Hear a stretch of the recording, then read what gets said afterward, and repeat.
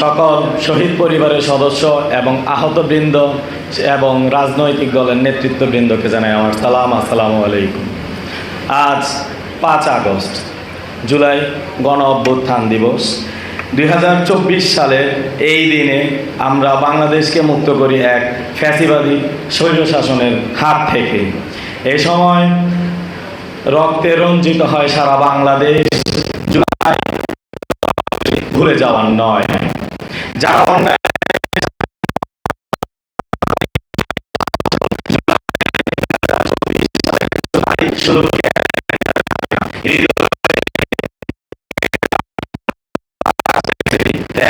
আর পরিবর্তনের এক নতুন অধ্যায়।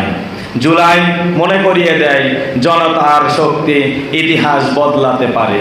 রক্তে লেখা জুলাই প্রজন্মের পর প্রজন্ম রাখবে। একটি মাস, 1000 বছরের অনুভূতি। জুলাই 2024।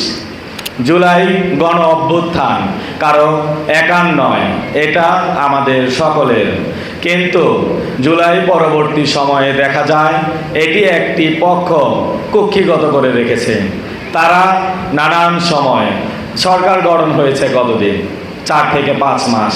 এই সরকারের কর্মকাণ্ডকে আমরা যদি অবজারভেশন করতে যাই তাহলে আমাদের মিনিমাম সময় দিতে হবে 1 থেকে 2 বছর।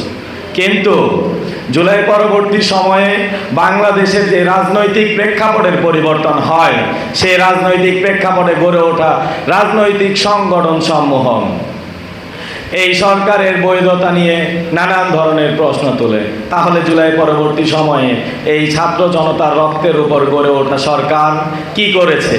সে সময় তারা পারেনি একটি আহতের, একটি শহীদের, এই শহীদ যাদেরকে হত্যা করেছে তাদের বিচার করতেন।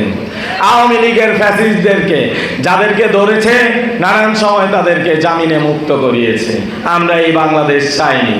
আমরা চেয়েছি একটি বৈষম্যহীন বাংলাদেশ, যে বাংলাদেশ হবে সবার, যে বাংলাদেশ হবে সকলের।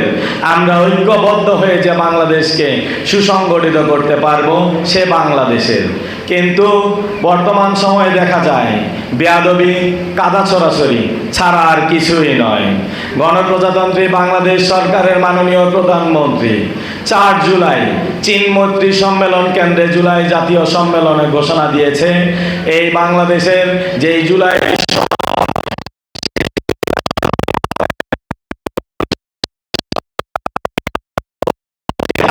জনগণকে আহত যোদ্ধাদেরকে এবং শহীদ পরিবারকে এটা বোঝাতে চায় যে বাংলাদেশ এই জুলাই সনদ বাস্তবায়ন করতে অনীহা। কিন্তু সেই দিন তিনি তার এক বাক্যে ঘোষণা দেন যে আমরা এই জুলাই সনদ বাস্তবায়ন করব। নারায়ণগঞ্জে কিছু বিষয় আছে যেগুলো না বললেই নয়। এই নারায়ণগঞ্জে যারা আন্দোলনে নেতৃত্ব দিয়েছিল তারা ছিল গুটি কয়েক ছাত্র সংগঠন। কিন্তু জুলাই পরবর্তী সময়ে দেখা যায় জুলাই কেন্দ্রিক যতগুলা প্রোগ্রাম ডিসি অফিস কর্তৃক অ্যারেঞ্জ করা হয়, সেখানে একটি রাজনৈতিক সংগঠনকে এককভাবে আধিপত্যবাদ বিস্তারের প্রচেষ্টা, তাদেরকে ক্ষমতা দেয়া হয়।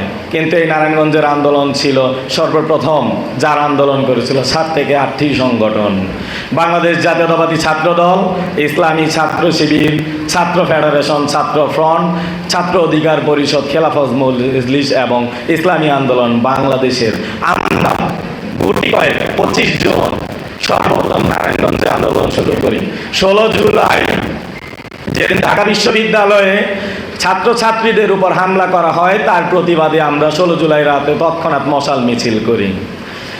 এরপর 17 জুলাই ছাত্র আন্দোলন আরো বেগবান হয়। 18 জুলাই সর্বাত্মক রূপ লাভ করে, যেখানে নারায়ণগঞ্জের রিকশাওয়ালা থেকে শুরু করে শ্রমিক, ছাত্র জনতা সকলে দলবদ্ধ হয়ে আমরা নেমেছিলাম সেই ফ্যাসিস্ট হাসিনার বিরুদ্ধে।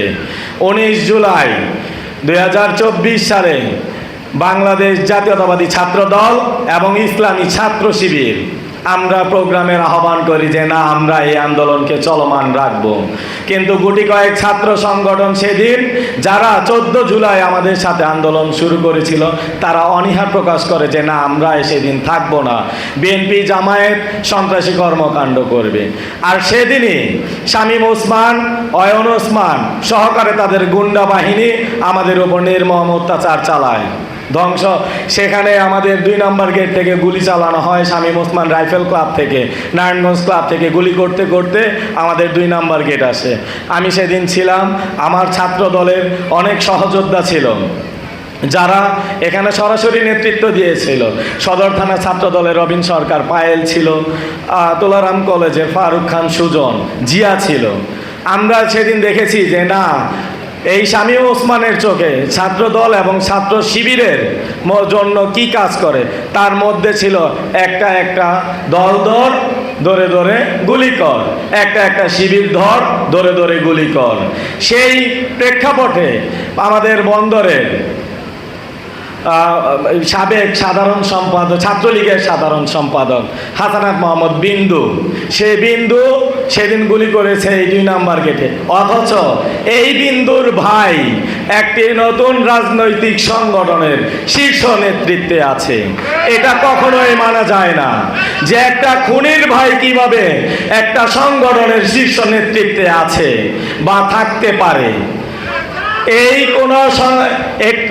এই বর্তমান বাংলাদেশের কোন সংগঠনের, সবগুলো সংগঠনের গুটি কয়েক নেতৃত্ববৃন্দ আছে যারা এই আওয়ামী লীগ, ছাত্রলীগ, যুবলীগ, এমনকি তাদের অঙ্গ সংগঠনের অনেক নেতাকর্মীকে তারা পুনর্বাসন করেছে।